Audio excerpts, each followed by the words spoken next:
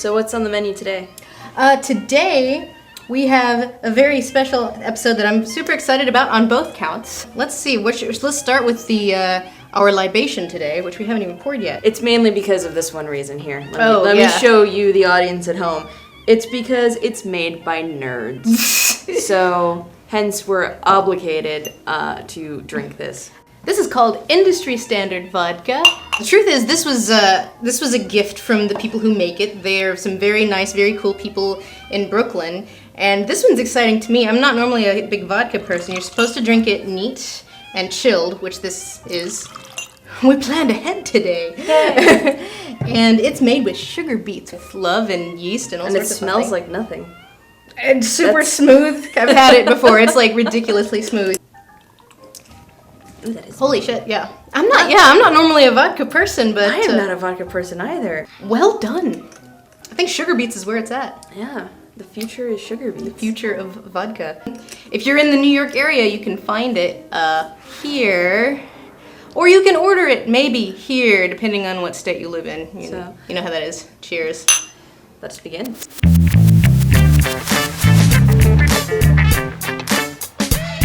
This is a very special episode because, as you know, or at least our previous viewers, we usually review things based on your suggestions, things that are already out, so you can read along with us.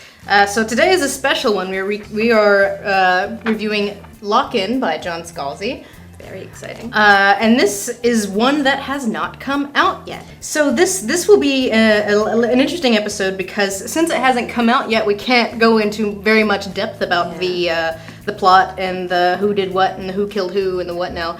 Yeah. So we're gonna split this one into two. We're going to first half we're going to give our broad impressions, who would like it, what we thought about it, what the basic premise is, etc. And then after the break, we are going to have a very mild spoilers discussion. Deeper discussion. Yeah, we won't be spoiling any plot elements, but we will talk about like characters and style choices and story decisions, stuff like that. If you don't want extremely mild spoilers, then just keep the video in your tabs. Go out, get the book. On August 26th, which is when it comes out. Yeah, and then come back and watch our video. And then come back and watch part 2. So.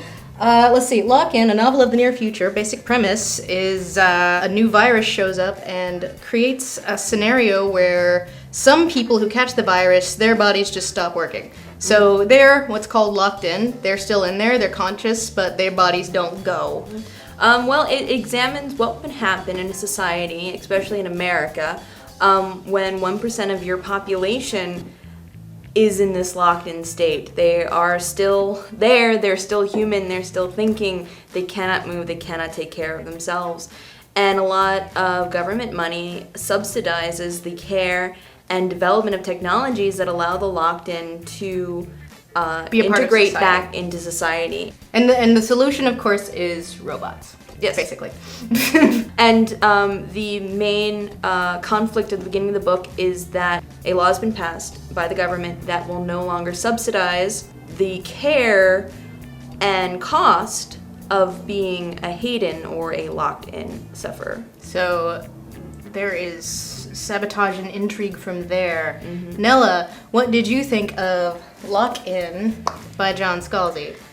I thought it was the kind of world building that is so well realized, it needs more than one book. And I'm the one sitting here complaining I'm sick of series, no more series. And here I am sitting here being all like, oh god, it ended on a cliffhanger, not another series. I just wanted a standalone. Yeah. And then the standalone comes across and I'm like, this could have really worked well as a TV show. Yeah.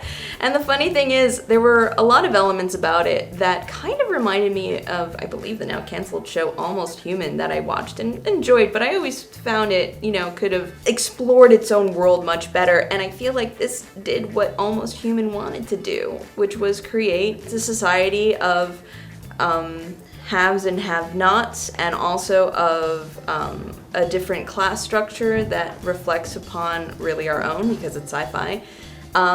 And explores it really well, but leaves so much left to still explore. I agree completely. Good night, everybody. No, it's funny because like I mean, it was funny because I was talking to some people who, you know, they're in publishing and they had also read it and seemed to think it was a spoiler the fact that it ends. You know, I'm like, no. I mean, that would be in the promotional material, right? I mean, I was not expecting it to end. You know, I was like, you know, we're at 20 pages from the end. I'm like, surely, no, this isn't one. Oh, I guess it is. Can I just say, like, it has a great resolution. I was so thoroughly entranced by its resolution. It ended so neatly because I found myself. Because it was in the last 20 pages of the book, and I was getting that like the shades of gray. The shades of gray with the whole fear of there's no way this will resolve itself, like, or it's going to resolve itself really fast, and instead it was just fast enough. It's funny to mention Shades of Grey because maybe it's because I read this right after this, and you know I was kind of in that brain space of longing for death because all world building and no substance. So this was quite refreshing after Jasper Ford, where I longed for death. Well, one of its huge strengths was the characters, and it was a huge strength and a weakness because there's so much left to the imagination, and I feel like this is kind of a him thing because you've never read any of Scalzi's books, right? Not yet. No. This is your first. Yeah. So I mean that is definitely a thing with him where it's kind of obvious that he has in his head like these, you know, giant character backstories with, you know, far-reaching implications and sweeping motivations. But there ends up being A, cast of thousands, and B, a lot just not on the page. A lot just sort of like someone will show up and may or may not serve a plot point, but they kind of have like a lot that you don't see. Which I guess maybe we're kind of used to seeing, like the NaNoWriMo must put more words in all of the things. Tiger's Cur. Yeah. I think I much prefer it could have been a series, yeah. but it stands alone. That you actually leave your audience wanting more. Yeah. Like, well, I guess I kind of have mixed feelings about it because I left this book kind of feeling too much world for not enough book because it is a very short book. It's like it is extremely zippy. It was such a well realized world, and there were a lot of things that were mentioned but barely explored. To me, it kind of felt like a sci-fi examination of the struggle within the deaf community, and the idea of there is a deaf culture, so stop trying to implant ocular devices into our children's heads.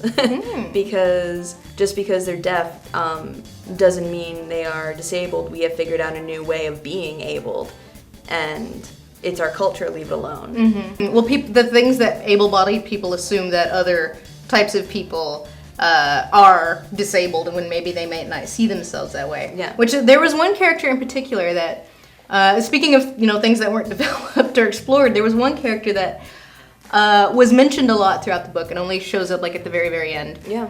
And was another one of those things. Well, where obviously this has got to be a series because this is like this character could have their own series. Clearly, just by hearing them described, they were like very interesting, but they don't get a lot of screen time or a lot of payoff. But the thing is, a book that leaves you wanting more is still better than longing for death. Longing for death. And it's a very snappy tone, so it's not dour at all.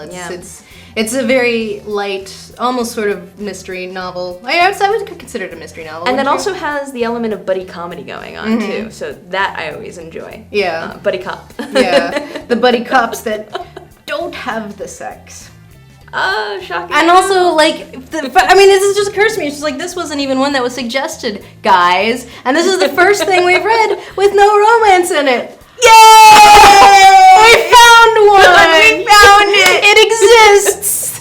Thank you, John We Scalzi! only needed a man to write it. And not to be YA. We found one. It was like we found the unicorn.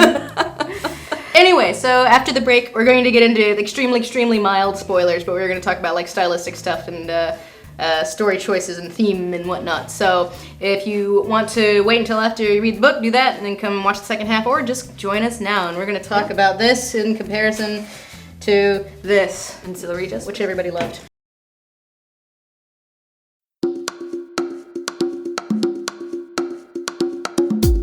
So let's talk spoilers. Minor. Extremely minor spoilers. I don't even know if I would consider this a spoiler so much as an experiment, a thought experiment, which is why it reminded me of this, which was sort of like, speaking of John Scalzi, he's just everywhere. He has thoughts. He has some thoughts to think. I kind of can't help but wonder if this was a little bit, tiny bit inspired by this. John Scalzi would like to weigh in. No. I would love to be in this discussion. Because of the this one was kind of remarkable in the way it deals with gender. Specifically the main character's gender, which we never really find out, which strictly speaking doesn't exist because the main character is an AI, but she is in a body, like a human body, which may or may not have a gender. And the culture she was created in, all gender is referred to in the female. Which, when you first read it, I mean, when I first read it, I was thinking, is this some sort of Amazonian snoo-snoo like thing? Planet of the ruled by women, and Captain Riker's going to come in, and he's going to, like, you know, take their matriarchy down a peg. No, but that could be fun, like a re-examination of like the old sci-fi trope of like the planet of Amazons where they're all women and there are no men, but that wasn't the case. It was just that there was one gender. Why can't you gender? And she's like, I'm gender a ship. is hard. I'm a ship. Not all ships. So in this one, the main character is never explicitly gendered. And I think this was intentional. So we kind of broke our rule a little and discussed this minorly beforehand, but I gendered in my own head this character is male. Based on... Well, two things. His name is Chris. No, his name is Chris, and I have a brother named Chris. Yeah. So that tends to have some connotations in my head. A friend of mine brought that up, and my good friend who recommended me this, that she asked me if I picked up on that, and I said I did for about 25% of it, because I think I was maybe like 20-30 pages in when I was like, well, this character hasn't been gendered and it's in the first person. Maybe it's kind of going for like this ancillary justice thing. And I guess it was about maybe 25-30% through the book when I was like, no, it's a guy. Because the thing about being a woman, especially if you're a woman in a male-dominated field. Especially if you turn out to be a famous especially if you're a famous woman. Because that's the thing, it's like you can assume that the threeps are gender neutral or have that option to be gender neutral. Yeah. But our main character is kind of a famous person. Yeah. So everybody knows who they are. Like I said, the thing about being a woman is people like to remind you of it a lot. Yeah. And this is called what they like to call microaggressions. And I work in post-production, motherfucker, and oh my god, I can't enter a room without someone saying something. I mean, it's always usually a joke, but it's just like, oh, there's a girl here, I guess we're gonna have to shower. You know, stuff like that. Like just little tiny microaggressive things in the way language is used and the way you're treated. And this is near future, like this is super like 20, 30, 40 years into the future. But there's still a lot of the same problems in this future that like racism and Second Amendment and gun nuts are still a thing. Yeah. So black men with guns is still scary. Black men with guns is still scary. So I was like, this I think because I was talking to a friend about it, and he's like, he asked me if I thought that the premise was inherently flawed, and I said no, because I think it worked really well in Ancillary Justice, which has my vodka on it, which I have my vodka on. But the thing about Ancillary Justice is it's not near future at all. It's super not distant future. Like planets, other species, distant future. There's like aliens and shit, whereas this one is really, really near. So I think like it's not a flaw of the writing per se, but I think it is a flaw of the time period that it's set in. You know, it was an interesting idea. I don't think it really works for so near into the future. Yeah. Well, the thing that like once we started having this discussion and I realized that I had gendered the character, but the cues I was picking up on were those things we discussed. Like, I mean, aside from my own, like, okay, name's Chris, like, my brother, just how they're treated made me think, man. Yeah, exactly. I mean, like, I think there's, like, sort of, like, maybe if you're reading something in the first person and it's a cop, you will default to it in a certain way. But then there's other things. But then there's the way that the characters treat the main character. Yeah. And they treat the main character like he's a guy. Well, us discussing it made me think of the whole Dumbledore is gay controversy. Because J.K. Rowling comes out after the fact and says, oh, of course Dumbledore is gay. Like, that's how I imagined him. Mm-hmm. And a lot of people went, well, Dumbledore is gay, we have representation. And then other people went, in no way, shape, or form in the book does it even hint at the fact that he is gay. He's not openly gay. Yeah. That doesn't do anyone a service at all.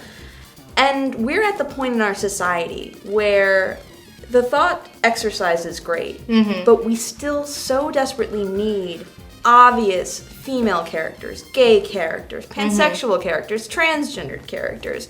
We need them because the given is still there's still microaggressions and outright aggressions towards not men. Yeah, and I think that's another thing about, like, because this novel goes to such great lengths to be realistic in the way the majority is often aggressive towards the minority, specifically the Haydens and their Threeps. Well, it also brings to mind, like, think of how non-Hayden humans would react to Threeps and the fact that you can't identify them right off the bat. And could you imagine how angry some people would get at the fact that, what do you mean I can't gender you just from seeing you? People get angry about that just seeing a human face to face.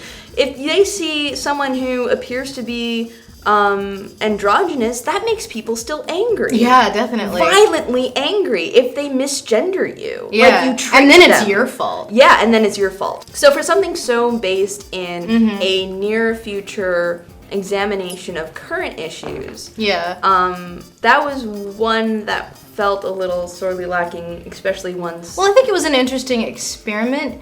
I think that experiment worked a lot better in Ancillary Justice just because of the setting. And the fact that the setting did have to do with gender or lack thereof. Whereas this one is just basically our world with robots. And we still live in a very gendered time. And I think the idea that Haydens would look at gender differently makes perfect sense because they don't have, they don't sex. They can't. Yeah. Fuck biology. We can't, like, we can't. Or maybe they can, but, like, it's never really explored in, like, how the, like, maybe with becomes very cerebral. Well, no. It becomes super cerebral, and isn't that just what sex really is for humans? Yeah, kind of really is. So it would make sense that this group would kind of just reject this idea of gender altogether, but that's not really addressed in this book. Which again, is like too much world for not enough book. So I mean, if you're coming back and watching this video to get to the spoiler bit, and you have read it, spoilers. Comment below. Let us. Well, also, I guess maybe spoiler tag your stuff after August 26th. After August 26th.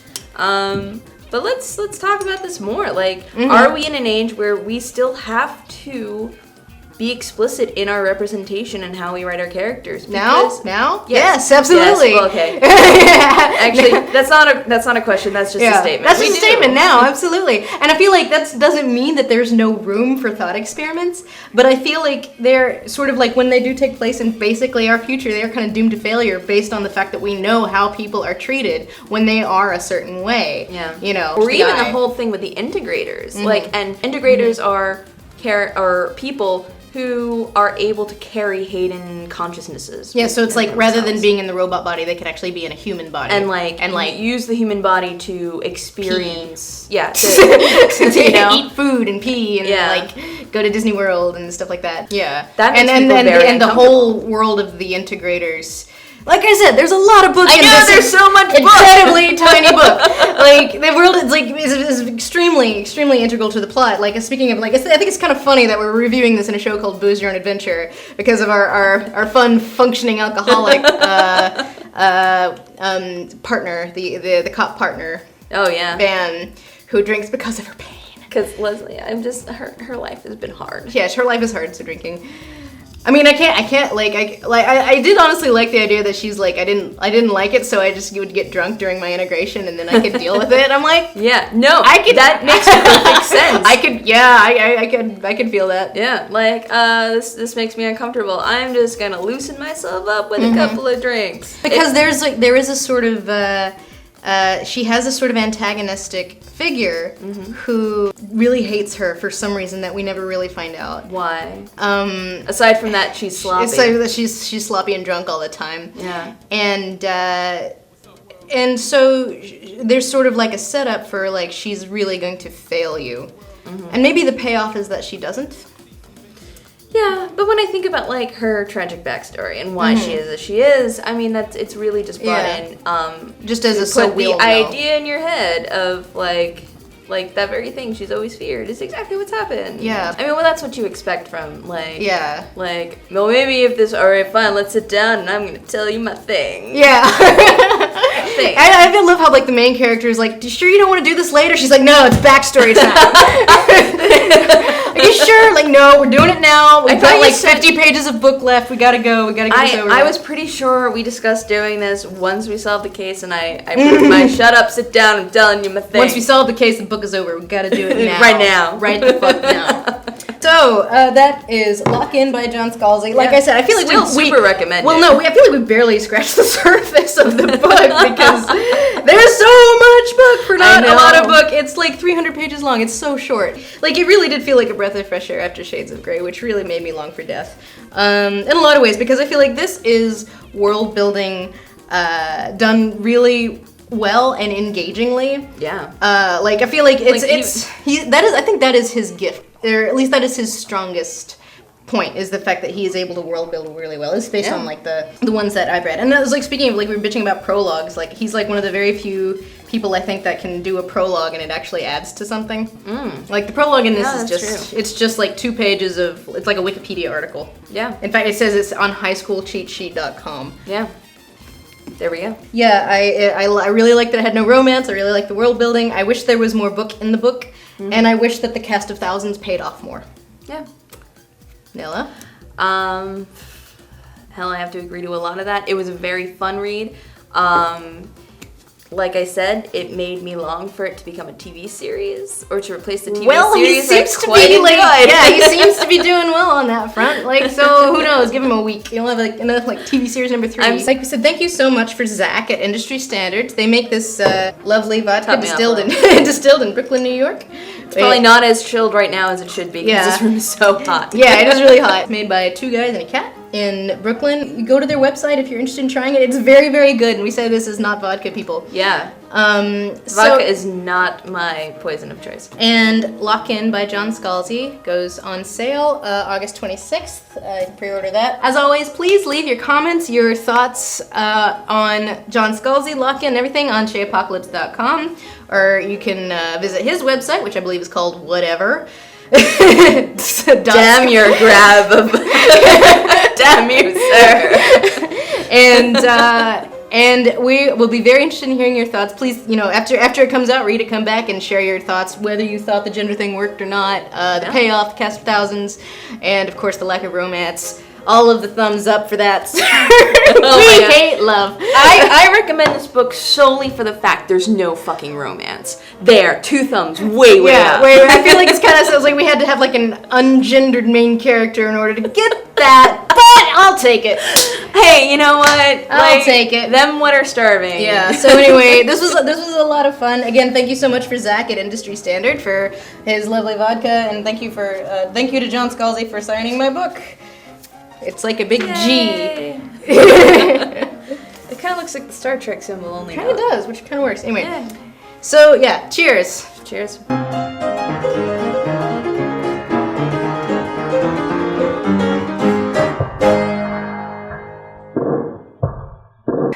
feel like Meg Ryan's 90s fat brunette sister. Hey guys, so we forgot to mention one thing. So, okay. We need a book for next week. Right, we need a book for the next episode. Next week we're going to be outlining. So you have 3 options. We're going to do multiple choice this time based on your suggestions. Wisely. And also this one that I happen to have. So this is a book that is already out. This is called The Girl with All the Gifts. This was given to me by a friend who works at Orbit, which is a wonderful imprint. They did Ancillary Justice. And so our 3 options are going to be 1, the Kendall and Kylie Kardashian sister book that came and gone. City of something. Something. Colon something. 2, Save the Pearls.